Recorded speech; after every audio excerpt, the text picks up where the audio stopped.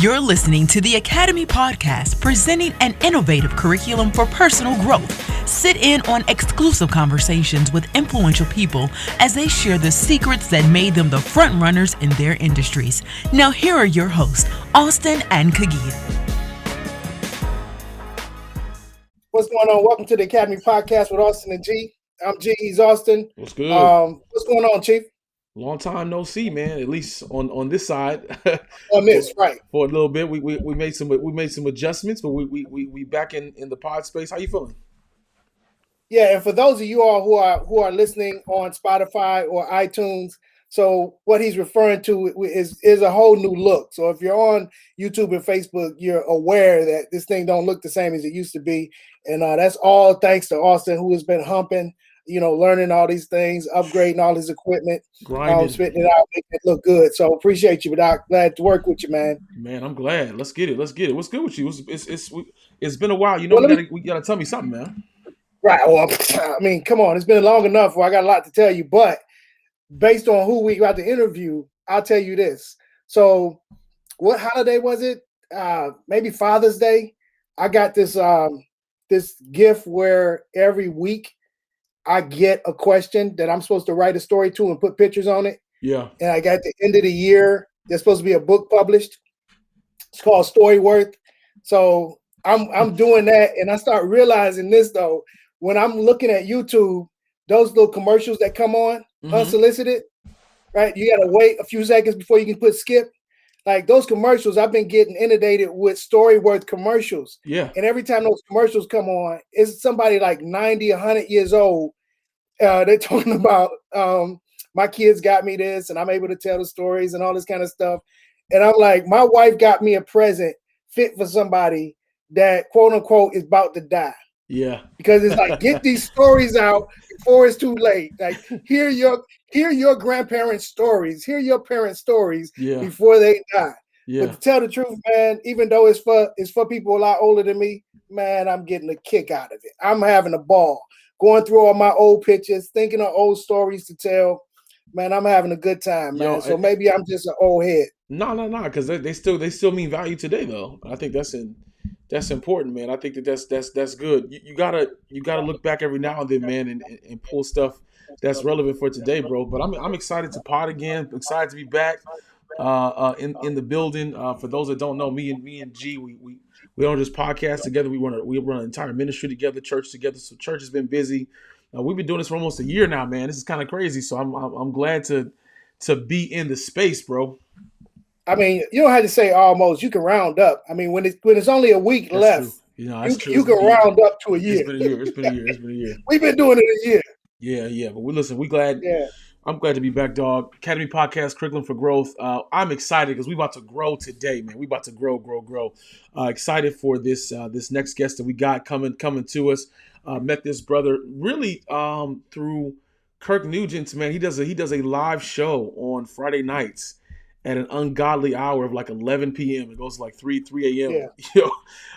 But it was dope, man. Got a chance to connect with him a little bit, man. So I'm excited, man, that we got Rk3 in the building. Robert Kennedy III. He is the president of the Kennetik Kommunications. We're excited to have him. He wears many hats. He is also, man, going to be the new host of a live podcast show, What's My Story, dropping April 5th. Man, we're excited to have him in the virtual space today to bring him on just so we can chat and tech, so we can chat more about what he's doing, man. Robert, what's going on, Doc? How you feeling? What's happening, Chief? I am amazing. Cannot complain, brother. Yo, man, we're glad you're here, brother. We're glad you're here. Let's not waste any time. Well, who is Rk3, man? Show, man? Thanks, man. Thanks, G. Thanks, Austin. Who is Rk3? Wow, that is a large, nuanced, life-changing question, man. It's I'm a child of God. I'm a father. I am a business owner. I am a music minister, worship leader. I am an elder. You said I wear many hats, but I don't think that's any different than most of us, man. I think a lot of us wear different hats in just different areas of our lives, and so but But all the hats ain't the same. I got a lot of hats. I got a lot of real hats, and some of them are my favorites. I got the ones I can wear when I dress up. And then I got the one that I wear when I run. When I'm exercising, it does something with the elements. It feels good. All right. So I got some favorites. I got my Pittsburgh Steelers hat. I got the Brewers hat. But the rest of them hats, man, I never hardly wear. And so you got your favorites, man. So I guess we want to talk about your favorite hats since you got so much on the line. We want to talk about your favorite hats. Yeah, a few of them. Well, you listen, I would get in trouble if I didn't say that my favorite hats were husband and father. Yeah. Right? Hey, Robert, he was trying to set you up, Robert. That's what he's trying to do. He's trying to hey, so let's go to the game show. Good answer. Yeah. Yeah. But I mean, I outside of my family responsibilities, outside of what I do there, as a business owner, I absolutely love what I do, man. As a speaker, as a corporate trainer, I absolutely love it. And I do not take for granted that the majority of people in this world don't get to say that. Yeah. Right. We have so many people that work a full day. Yeah, it's been virtual over the last year, but a lot of people that work a full day and they come home and they're like, man, I absolutely hate it today. And then on top of that, their home life, they come home and that's not any less stressful for them. So it's, wow. I've got an amazing life. I love what I do. I've got a great family. I've got a great wife. This year, August, we'll be married 21 years. Oh, listen, and not only do we love each other, we still like each other. Yo, that's it. That's winning. That's it, man. That's Absolutely. It right there. Yeah. So tell me this, man. I've seen, just looking at some of your stuff, I've seen a common word, a common denominator in a lot of your stuff, and it's story. Yeah. And so when did stories become so important to you? What's the story behind stories becoming important to you? I think it's always been there. I would say the last 4 years or so really crystallized what it was, because I think I've had this journey that has led me through a lot of different places. Some people go to college and they graduate and they say, yep, I'm going to go to medical school. Yep, I'm going to be a teacher. Yep, I'm going to go to seminary. I'm going to be a pastor. I'm going to do this. I didn't have that story. I didn't have that journey. When I was in high school, I took this career inventory exam, and the career inventory exam said that there were 2 areas that I would have some affinity for: electrical engineering and communication. So of course I went to college and did biology, right? Right. So right. That's crazy. I do biology. Yeah, I do biology. Well, it was, you know what it was? I think this was the time when the Cosby Show was out, right? And so when you're not 100% certain how you want to roll, you're like, oh, what careers are acceptable? Right. Boom. Right. Right. And so for my family, a West Indian family, there is like certain things that if you say it, you're like, okay, yup, you got status. You can do that. Right.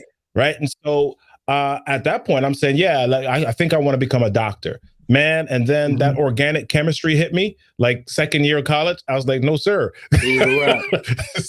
It was a wrap.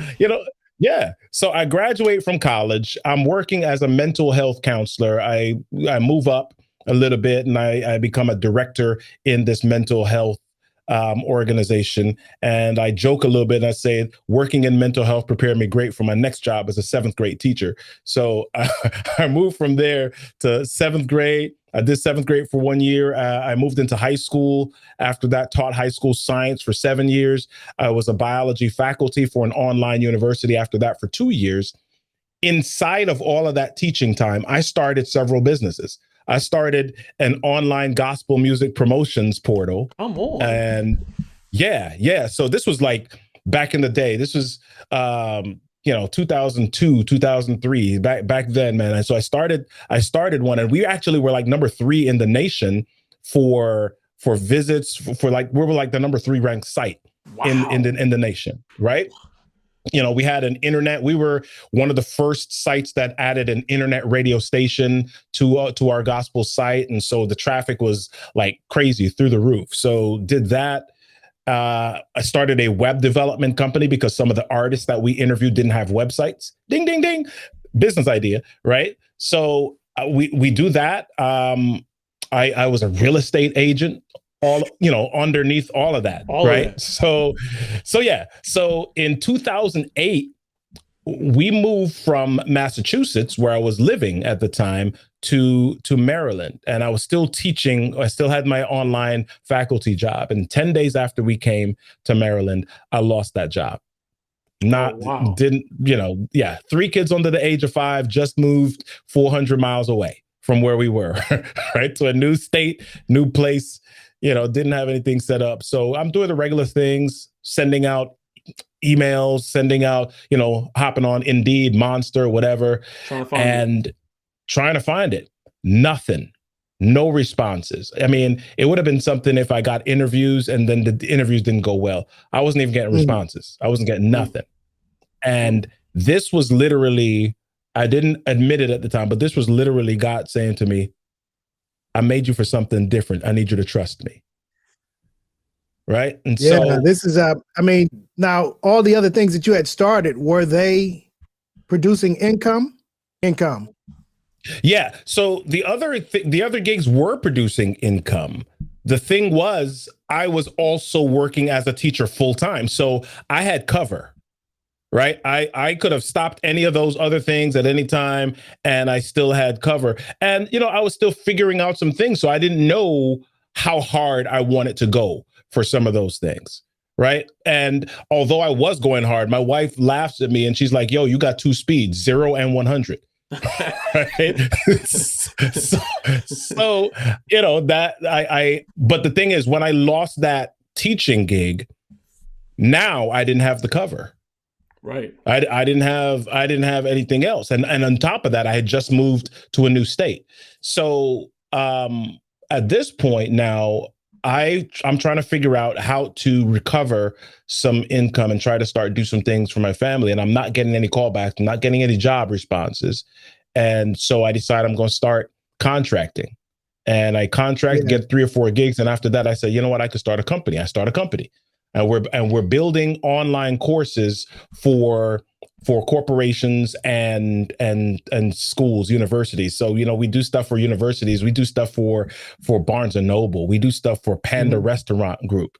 We do stuff for Johnson and Johnson. We're doing stuff.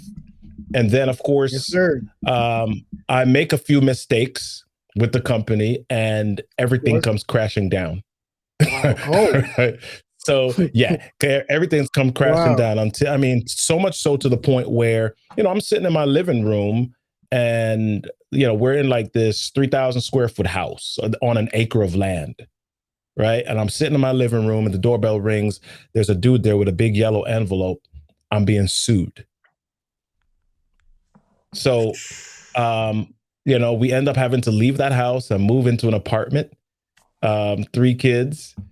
And for my kids, it was like a little bit of a humbling experience for them, right? Because they haven't known anything other than a big house, right? At this point, you know, at school when people talk about the houses or whatever, there's the Kennedy house, right? So, you know, we're in this apartment, and I go back to work. I get a job with a company. And I'm working there. And after 10 months, the company loses its government contract. And so they lay off everybody. So I'm out again. So now I'm trying to figure it out again. About a year later, I get another full-time thing. 10 months later, they lose a $10 million contract and they got to let everybody go. Right. And so, why? I mean, when I look back on the story, I'm like, God, why did you do those things? Or why did you allow those things to happen? And what keeps coming back and resonating is like, listen, that's not what I made you for. Wow. I made you for something else, and I expect that you trust me. I gave you these little reprieves so that you could so that your marriage would be all right. And so you survived it. that you Hey, so that listen, there's one thing, man. There's one thing that this prayer that's kind of scary, but that I like to pray is for God to open doors and close doors. And because really, if all the doors are open, you could really waste a lot of time in the wrong rooms. So open doors, closed doors means I'm going to get some no's when I'm aiming to get some yeses. But ultimately, those no's are protecting me, are keeping me from wasting time. I got certain things that I need to do. And if I'm wasting half of my life, going in the wrong rooms because all the doors are open, then, God's not using, I'm not utilizing or taking advantage of the fact that God knows everything and that he has a bird's eye view. If I'm sitting here going down every hallway when God done already mapped the thing out. Open doors and closed doors. So y'all have an idea of timeline here. So the large company blow up happened in 2012. The going back and working for the corporations happened in 2013 and 2015. So 2014, at the end of 2014, some people were asking me this question all along, like, are you a speaker? Do you speak? Do you professionally speak, or you're a professional speaker? I'm like, you can make money from that? What is that? So at the end of 2014, I decide to pay attention to this. And I sign up for Toastmasters at the end of the year. Right. So I signed up for Toastmasters just to figure out, what this speaking thing is. And then about 2006, so 2015, that was when the second gig, the company lost its $10 million contract, had to let everybody go. So now I'm trying to figure stuff out, but I'm speaking now a little bit. I'm getting a little bit of flow happening. So I'm starting to get leadership, development contracts and engagements and trainings and those types of things. And so momentum starts to pick up a little bit in like 2016.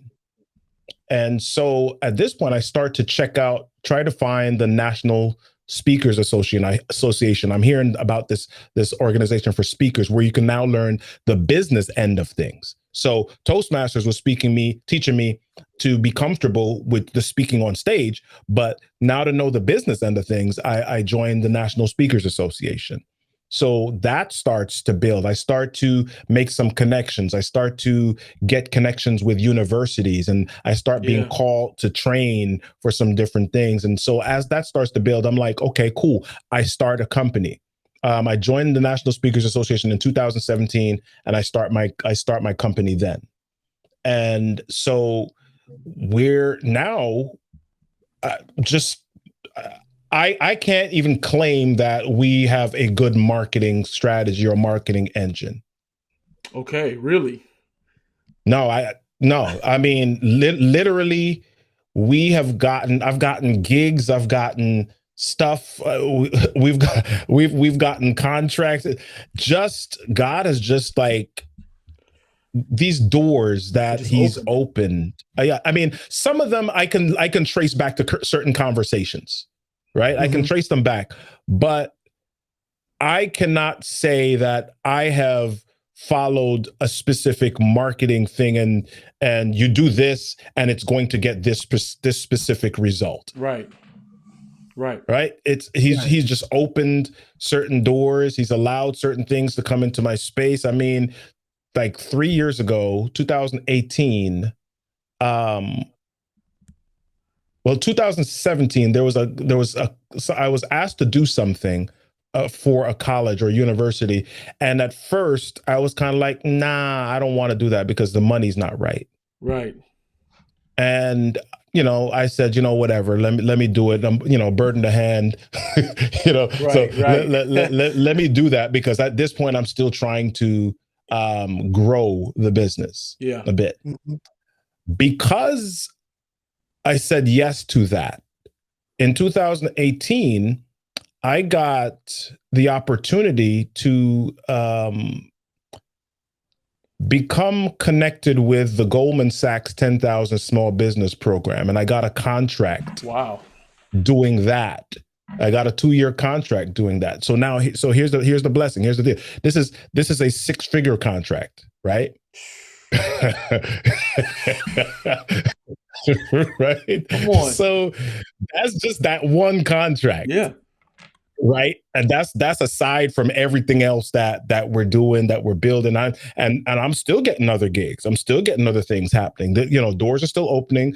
Businesses are starting to call. I'm getting calls from government agencies, the Department of Labor, Social Security Administration. I'm getting calls from them. I'm getting calls from large companies, ComScore. I'm getting calls from the U.S. Coast Guard. I'm getting calls.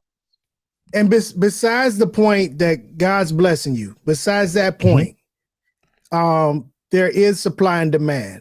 You are getting calls because you are offering something that's worthy of people. You know what I'm saying?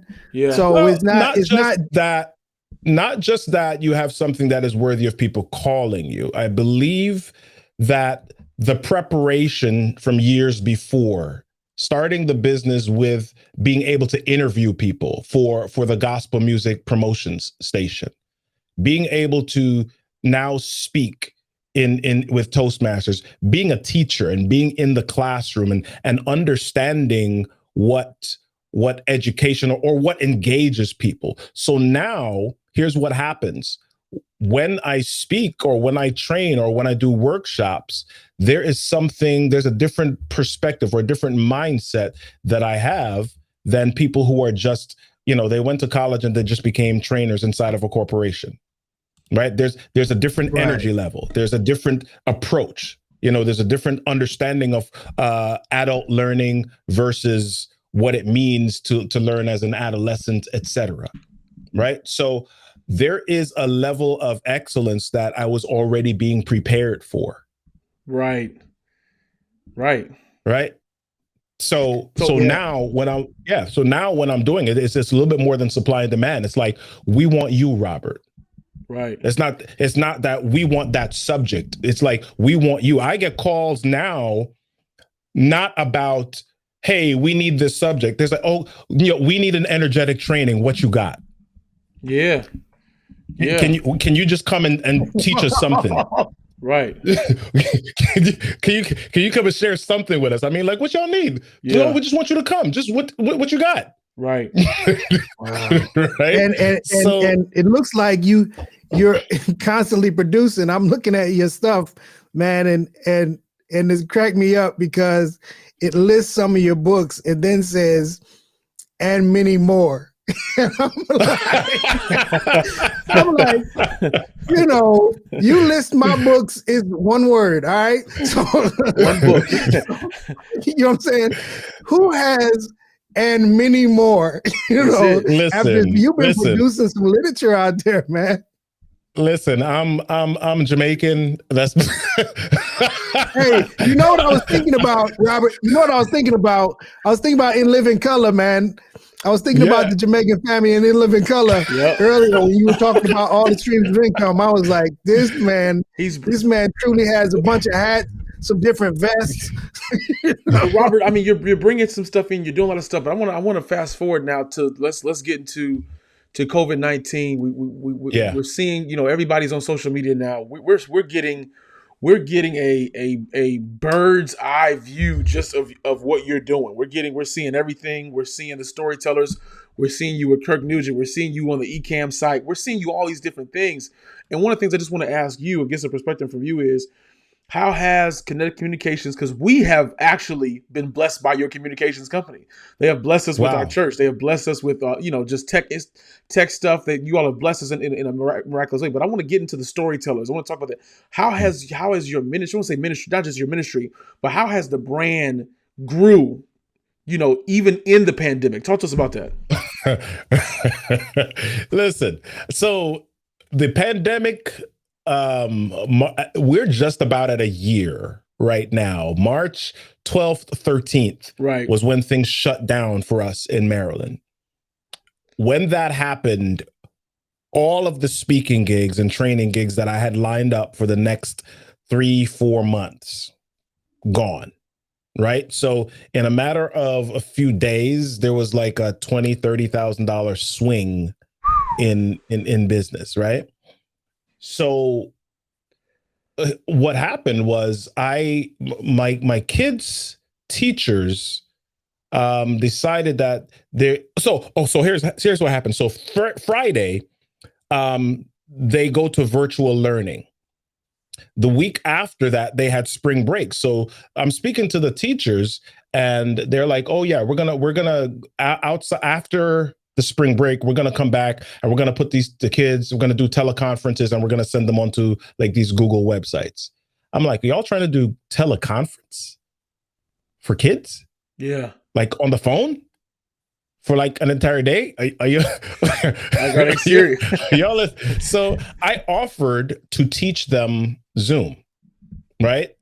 So they're like, "Okay, cool. So can you do that during the spring break?" Okay, cool. So Tuesday morning, I spend an hour and a half teaching them Zoom and how to incorporate that into their virtual learning. An hour later, I get a call from the principal, and the principal's like, "That was phenomenal. The teachers want you to do some more, but also, can you do that for some other schools in the district?" I say, "Well, you know what? I don't want to go around and do that to different schools. That's not really what I want to do. How about you call up the superintendent and we can do all of the schools at the same time?" Yeah. An hour later, the superintendent's on the phone with me. He's like, "Can you do the training this Thursday?" Right? So I do a training on Thursday. After that training, I get some calls from some other schools and districts saying, "Hey, can you teach us how to, not just use Zoom, but how to engage kids, how to engage people online? Can you teach us how to do that?" And I'm like, "Okay, cool." I start doing that. Now I'm starting to get calls from corporations that had canceled or postponed our training, saying, "Hey, we still need to do some of the stuff, but now we need to do it online. Can you help us teach our trainers how to deliver stuff online?" I'm like, "Sure, I can do that." Yeah, yeah. I know how to do that. Because you've been doing it. So, right. Yeah. So I've been doing it, because I've been developing online learning and all of this All stuff. along. So my wife my wife says this phrase all the time to me. She's like, "Nothing is wasted." All of these different machinations or things or places, phases, and nothing steps, is wasted is good. Every part of your journey has led you to this moment. Right? Yeah. So I'm doing stuff. I'm getting calls from companies, and they're like, "Hey, we got this. I get a call in June from a company, and they say, "Hey, can you come in and do a virtual keynote for us?" And I'm like, "Sure." I do a virtual keynote for like their all hands meeting. While I'm doing it, the person that hired me is getting texts from the CEO and the executives like, "Who is this guy?" Yeah. So she calls me after and she says, "Hey, I got like 24, 25 texts from some of the executives in the corporation. You're going to be getting some calls from some of these people." I'm like, "Listen, there's already 3 emails in my inbox right now." So I look at these emails and so this company says, "Hey, we've got a week-long virtual event, virtual institute next month. Can you do that? Can you?" Yo. I said, "What? You want me to do the day?" No, "We want you to do the entire week." Can you do the entire week? So this company is like a large company, and they've got a lot of different arms underneath them. So much so that one arm can hire you and the next arm don't even know it happened. Oh, right? Wow. So I get a call from this arm and this arm and this arm. And so the entire month of August, I'm hired by this company, and they don't even know that I'm being hired by the same people. And it was in the middle of the pandemic, my best month ever in business. Period. Unbelievable. Ever. Hey, listen, tell me about this storytelling again, man. I was thinking, like, when I first started looking at your stuff, that, you know, it always comes up if you're in an elevator, you only got 30 seconds and somebody asks you, what do you do? Like, what's your take on people kind of knowing their story and how that relates to those situations and, of course, the interview situation? Yeah. Well, man, I believe that everybody's words deserve to be heard. That's my core belief. And I believe that a lot of people are scared of sharing their stories because they have been criticized. They've seen criticism. They know what it's like. And so they don't believe that there is value enough in their story. And so I really share with people, listen, your story is something that is a seed of transformation for somebody else. And you might not feel like your story is important, but if you've been in the Storyteller's Growth Lab, you've heard me say this, your story deserves a stage. Yeah. Right. So I share this event when I was teaching. Every year I would teach physics, and every year there was a kid, you know, I'm a generic kid, but it's the same kid. Right. Every year I teach a physics concept, and I create the explanation for the concept. I go through the board, I go into the book, I go through all these things. And the same kid says every year, I don't get it, Mr. K.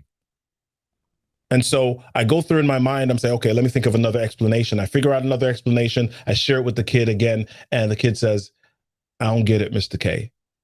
Right. Every year it's different kids, but it's the same kid. Right. And I go through a third explanation and I say, okay, good. I go through all this stuff, the X plus Z, you know, velocity, blah, blah, blah, blah. I don't get it, Mr. K. And then across the classroom comes another student and sits beside the student, and they turn to them and they give them sometimes verbatim the exact explanation that I just gave to them. And now this kid lights up and he says, oh, I get it. Why didn't you say it like that, Mr. K? I said, dude, I literally just did. Just said it. That's what I just said. But here's the thing. What that allowed me to recognize was that I could be telling a story, but my voice might be assigned to somebody specific. That student was programmed to hear the voice of that other student, despite the words being the same. Right. So a lot of times when we are telling our stories and somebody responds to your story a certain way, and, you know, we refer to them as haters. I'm like, listen, that's not who your story is for. Your voice is not assigned to that person, and you never know who your voice or your story is assigned to unless you tell the story. You've got to keep telling the story. Right. You got to tell the story. And here's what happens. The importance of the story is that somebody is watching you. We don't even know. We're walking through life and people are watching us. Right? They're watching us, and we think they're watching us to see if we're going to mess up. Some people are, but there are people that are watching you because there's something about you that inspires them. Yeah. Right. And so they're like, I'm going through this thing. I'm going through abuse. I'm going through low self-esteem. I'm going through this situation. I'm going through, and it doesn't have to be this big traumatic thing. I'm going through, I don't know how to take a test. I'm going through, I don't know how to navigate career change. I'm going through, I don't know how to navigate my children are teenagers, right? But somebody else has been through that thing before. So you're kind of looking for that, and you're looking at them. They're looking at you and they're saying, okay, let me see how Austin handled this. Yeah. Let me see how G. Scott handles this, right? And so unless you open up, unless you are willing to be vulnerable, unless you're willing to be transparent and share that story, what you're essentially doing is robbing somebody else of the transformation that they need in order to be able to live out their God-given gift and create impact in the world. Rob, tell me this, because you always hear that the greatest fear, and I know we may not be able to relate to it directly, but you hear that the greatest fear is of public speaking. And yet, like, what can you access? What can you do? What field can you get in? Like, everywhere you go, you have to speak. And so it's so strange to me that something that is so important, essential, yeah, is a fear. And so how much do we limit ourselves when our greatest fear is something that is so necessary to life? Yeah. Well, you know what? That is true. I don't know if you've heard the statement. Jerry Seinfeld is known for saying at a funeral, most people would rather be in the casket than giving the eulogy. Right? yeah. So, a lot of people are scared of public speaking. And here's why. Because all our lives, we've been around finger pointers. All our lives, we've been around complainers. All our lives, we've been around gossipers.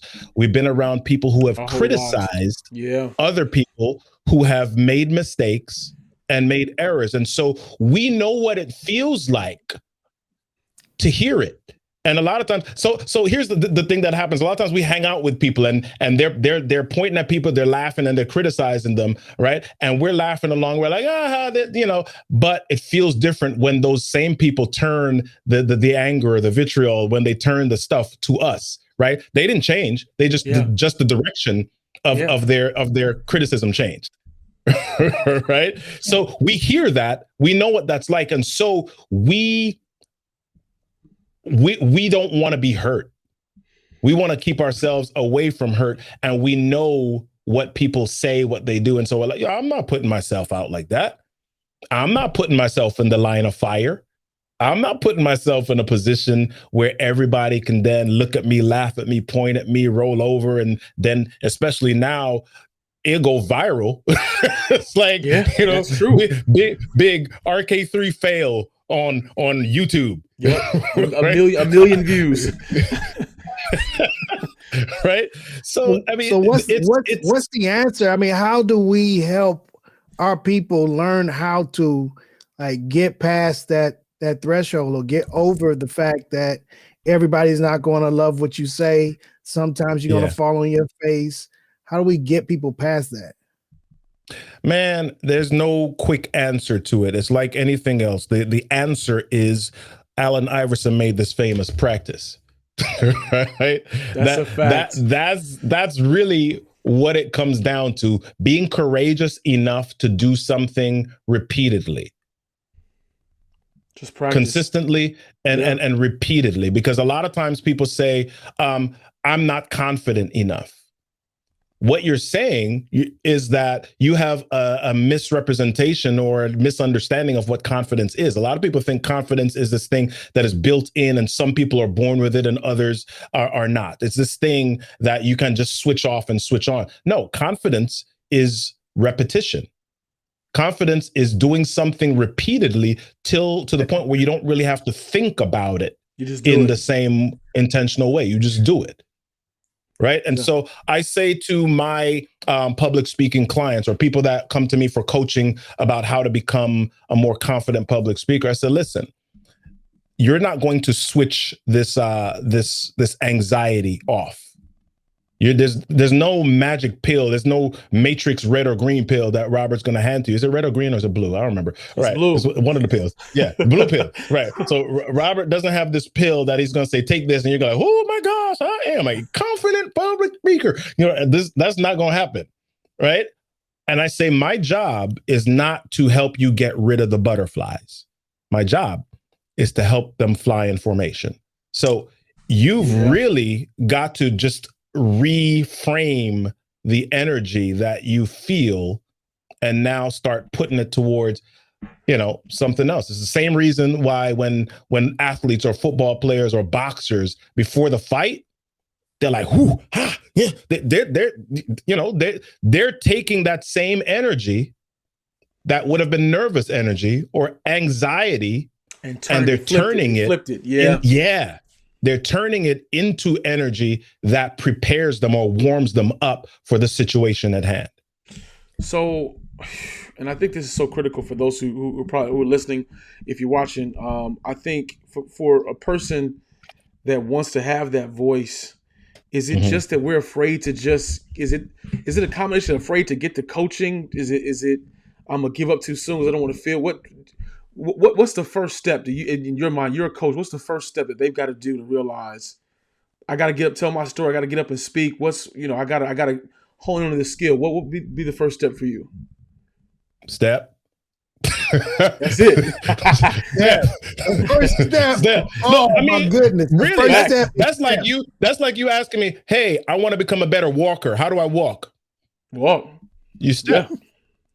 Right? You walk. You put one foot in front of the other. There's a friend of mine, this guy by the name of Jeff Goins. He told me this story on my podcast several years ago. He said he went to a guy and he was like, "Man, I dream of becoming a writer. How do I become a writer?" The dude was like, "Write."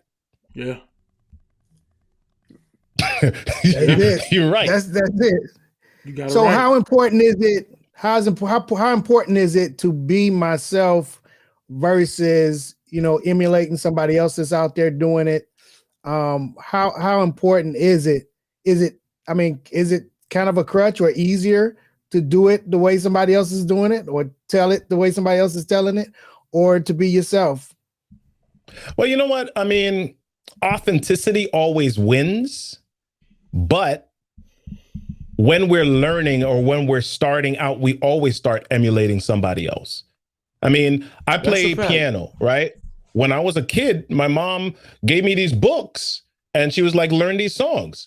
That wasn't Robert Kennedy playing the piano in Robert Kennedy styles, using Robert Kennedy's music. And it was Robert playing Mozart. It was Robert playing Ludwig van Beethoven, right? It was me. And when I broke away from the books, I started to learn and start to listen to, okay, how did Andre Crouch voice this? How did this dude from my church that I used to look up to play these chords or whatever? And so, all of us have this a starting point where we're looking at how other people do things. I mean, you guys, I know Austin, you're a preacher, right? Austin didn't come out of school and was like, "Hey, yep, I'm on the pulpit, I'm preaching this way." Austin has heard preachers his entire life. Yeah. Facts. And so when Austin stepped into the pulpit for the first time, some of what he heard and what was poured into him leaked. Yeah. Right? Yeah, and it just came out. Yeah. True. That's true. Yeah. So I gotta ask you, man, because I really want to get to as we kind of wrap up, but I want to really get to the new live podcast that's coming. We've been talking about story, talking about speaking up. Man, talk to us about the What's My Story podcast. We see it on the screen behind you, man, but for the listeners who are listening to us, man, first of all, just tell us what was the vision for it and what's it about? So the entire podcast title is "What's My Story? How I Got From There to Here." And so the focus of it, or the idea behind it, is that I'm looking for people to look back and recognize pivotal moments in their lives that caused them to push forward to the success that they now have. What was that watershed moment? What was that thing that made you look and say, "You know what? I'm not going to give up. I'm not going to allow this to defeat me or beat me." Right? There's what is your story? What is the thing that really shaped how you operate right now? So, I'm looking to interview a lot of influencers, as big names as we can get. We're already booked out for the month of April and most of May, and we're going to be doing it live Mondays at 1:30. And we'll do that for about 45 minutes interview, and then it'll be available on the audio version a couple of days after. Yeah, that's dope. That's dope, man. I think that's gonna be awesome. Hearing the stories of success, man. I think that's critical. Go ahead, G.